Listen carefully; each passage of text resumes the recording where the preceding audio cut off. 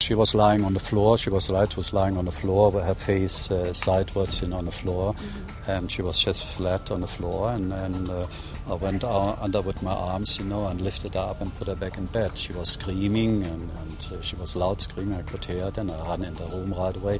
It was a matter of seconds, Even if I would have been in the room, when you fall, it's just 2 seconds, It doesn't take long. You fall and that's it, Even if I would stood in the phone, a couple of foot away, I couldn't have catched her, It goes so fast, So that's the way I found her, and I put her in bed, and she actually didn't want to go to the hospital. She said, "Oh, nothing is wrong," but her face was bleeding, and there was blood in her hair all over and on the floor, and she was conscious. She talked to me and she said, "Oh, it's nothing wrong." And then I went in the bathroom. I got some cold water. I cleaned up the blood and said to her, "Look, it doesn't look so bad."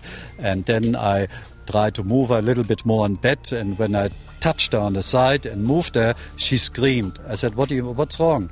She said, "It hurts like hell." I said, "Well, then we have to go to the hospital." I called 911. She's doing okay. The surgery went on for 3.5 hours, and she came, a little longer than a half an hour ago. She came out of the surgery room, and the doctor came to me and I said it went wonderfully. Doctor was the biggest concern was because she's using over years, because of the stroke she had, she's using blood thinner. And when you have a major operation which takes 3.5 hours, there's a possibility that you lose lots of blood. And so they had blood stand by everything and waited, just in case. They had also a big doctor team standing by, in case heart failure or lung failure or things like that. And it was all taken care of.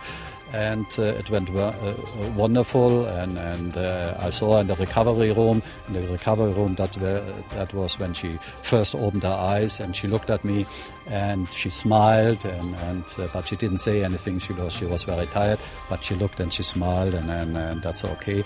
So she's going to sleep for another 3 hours, and then she will be upstairs in a private room, and there she will recover. Tomorrow morning they want her to sit up already. They don't want her to lie down. They want her to sit up, and that's a good thing. And we have it's very private where we are, and we have very good nurses. They take very good care of her, so she has all the help she needs, and she gets all the treatment.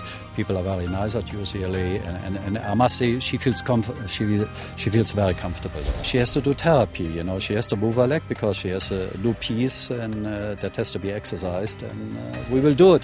She will fight it, of course. She will say, "I'm too old, I don't have a future," and things like that, but I don't even hear that, I grab her leg and I move it, and I do that since the last 8 years. Every morning she gets her exercise. She doesn't want the therapist to do it, and the therapist showed me how to do it, so I do it every morning. She feels always safe when I grab her and when I do something, she knows I don't hurt her, and